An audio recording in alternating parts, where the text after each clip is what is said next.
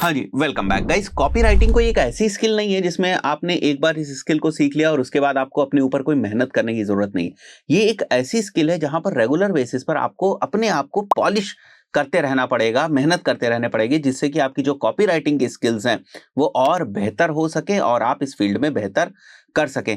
आज की इस पर्टिकुलर वीडियो में हम लोग कुछ ऐसी एक्सरसाइजेस की बात करने वाले हैं जिनको अगर आप रेगुलर बेसिस पे करेंगे तो आपकी कॉपीराइटिंग की स्किल्स डे बाय डे और ज्यादा जो है वो इंप्रूव होती जाएंगी। सो मेरे पास यहाँ पर 6 ऐसी एक्सरसाइजेस हैं जिनको आप रेगुलरली कर सकते हैं अगर आप कॉपीराइटिंग में कुछ करना चाहते हैं, right? So the first thing is rewrite the ads और the landing pages of your competitors, try to find the improvements and write them, pick up some best advertisements and try to rewrite them. कहने का सीधा सा मतलब ये है कि अगर आप लेट्स से एड्स की कॉपीराइटिंग करते हैं या लैंडिंग पेजेस की कॉपीराइटिंग करते हैं, तो एड्स के पॉइंट ऑफ व्यू में तो आप क्या करें, फेसबुक एड्स लाइब्रेरी के ऊपर चले जाएं, आप अपने कॉम्पिटिटर्स के एड्स को देखें, उनकी कॉपी को और ज्यादा इंप्रूव करने की कोशिश करें, राइट? ये एक हैबिट बना लें कि मुझे ना आज 3 कॉपीज को और इंप्रूव करना है, जो 3 कॉपीज में कमियां है ना उनको मेरे को और बेहतर करना है। या आप जिस निश में, जिस इंडस्ट्री में आप काम करते हैं, लेट्स से अगर आप एजुकेशन इंडस्ट्री में काम करते हैं तो फेसबुक एड्स लाइब्रेरी के अंदर एजुकेशन इंडस्ट्री के जो एड्स रन हो रहे हैं उनकी कॉपी को देखें, उनको एवेल्युएट करने की कोशिश करें, उनको रीराइट करने की कोशिश करें और हर बार उनसे कहीं बेहतर जो है वो लिखने की कोशिश करें। इसको आप अपनी हैबिट बना लें। इसी तरीके से अगर आप किसी निश में इंटरेस्ट रखते हैं तो उससे रिलेटेड लैंडिंग पेजेस के ऊपर जो दूसरे लोग एड चला रहे हैं उनके लैंडिंग पेजेस को एक्सप्लोर करें और देखें कि उनके लैंडिंग पेज में और ज्यादा इंप्रूवमेंट्स के क्या चांसेस जो है वो बन सकते हैं कॉपी के पॉइंट ऑफ व्यू से। उसको बार बार रीराइट करने की कोशिश करें। जब आपको ना एक पर्पस मिल जाता है कि भाई ये वाला एक लैंडिंग पेज है ना, इसको हमें रीराइट करना है फॉर बेटर कन्वर्जन रेट और हम इसमें और ज्यादा क्या इंप्रूवमेंट्स कर सकते हैं, तो इन सब चीजों से आपकी कॉपीराइटिंग की जो स्किल्स हैं वो और ज्यादा इनहांस होती है। Second point is when you write copy, get feedback from your prospect, type of person, be open for suggestions। कहने का सीधा सा मतलब यह है कि आपने कोई कॉपी लिखी, अब आपको लग रहा है ना मैंने बहुत अच्छे तरीके से लिख ली। देखिए, जिस भी टाइप के पर्सन को एड्रेस करना चाह रहे हैं आप उस कॉपी के थ्रू, लेट से किसी स्टूडेंट को आप एड्रेस कर रहे हैं उस कॉपी के थ्रू, तो अगर आपके कनेक्शन में कोई स्टूडेंट है तो उसको कॉपी भेजिए, उससे एक तरीके से रिव्यू कराइए कि तुम्हें क्या लग रहा है, क्या तुम कन्विंस हो रहे हो मेरी कॉपी से या कन्विंस नहीं हो रहे हो, right? And be open for suggestions, क्योंकि आपको लग सकता है कि मैंने बहुत अच्छी कॉपी लिखी हुई है बिकॉज आपका माइंडसेट एक दूसरे तरीके से काम कर रहा है, एज अ एडवर्टाइजर या एज अ कॉपीराइटर काम कर रहा होता है। बट आप ना कभी भी कंज्यूमर की नजर से उस लैंडिंग पेज को नहीं देखते हो, तो आपको उस कंज्यूमर की नजर से लैंडिंग पेज को देखना है और उन लोगों से सजेशन लेना है जो बेसिकली आपके कस्टमर अवतार में फिट बैठते हैं।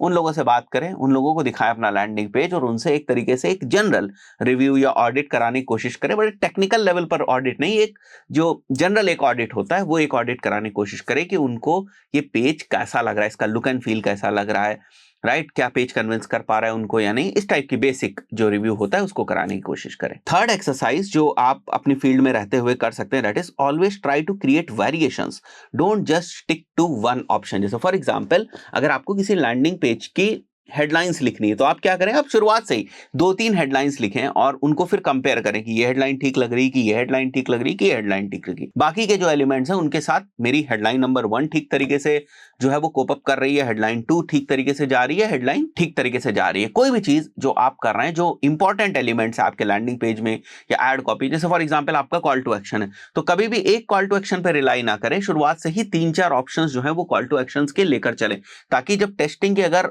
स्कोप बनता भी है या आपको टेस्टिंग करनी भी है तो आपके पास ऑप्शंस ना पहले से ही मौजूद होने चाहिए। तो fourth exercise that you can do regularly is just right regularly.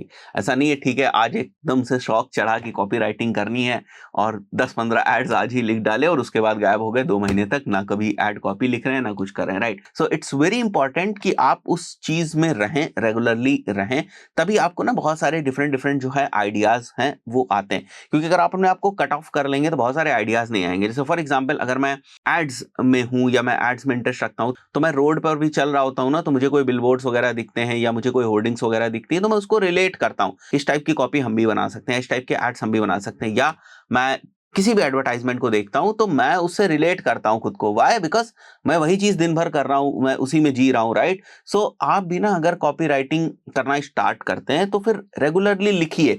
थोड़ा भले आप कर रहे हैं, थोड़ी कॉपी राइटिंग कर रहे हैं, बट रेगुलर बेसिस पे करिए। ऐसा नहीं कि बीच में एकदम से गायब हो गए और फिर एकदम से जब जरूरत पड़ी फिर से कॉपी राइटिंग करने लगे, फिर से बीच में बहुत ही लंबा गैप कर लिया, तो उससे काम जो है वो नहीं चलने वाला है। Pick up product and service and start writing, just like that, right. अगर आपको कुछ नहीं आता है, बिल्कुल आप बिगिनर हैं और आपको समझ में नहीं आ रहा है कहाँ से शुरुआत करें, तो आप कुछ भी ले लें। जैसे कॉम्पिटिटर का ही कोई सर्विस ले लें, लेट्स से कोई डिजिटल मार्केटिंग का कोर्स है, उसके अराउंड ही कॉपी राइटिंग करने की कोशिश करें, उसके लिए लैंडिंग पेज की कॉपी लिखने की कोशिश करें, उसके लिए ही एड की कॉपी लिखने की कोशिश करें, या जिस भी टाइप के प्रोडक्ट या सर्विस में आपका इंटरेस्ट है। लेट्स से आपको लैपटॉप्स में बहुत मजा आता है, तो लैपटॉप्स के अराउंड आप लैंडिंग पेजेस बनाने की कोशिश करें, क्योंकि इसकी इंफॉर्मेशन आपके पास है, क्योंकि आपको ऑलरेडी इस चीज में जो है वो इंटरेस्ट है। तो इस तरीके से आपको ना रेगुलरली लिखते रहना है और इसको एक हैबिट बनानी है अगर आप कॉपी राइटिंग की फील्ड में कुछ करना चाहते हैं तो, right. Fifth point is explore the tools like chat GP, productivity के पॉइंट ऑफ व्यू से, ऑप्शंस के पॉइंट ऑफ व्यू से, और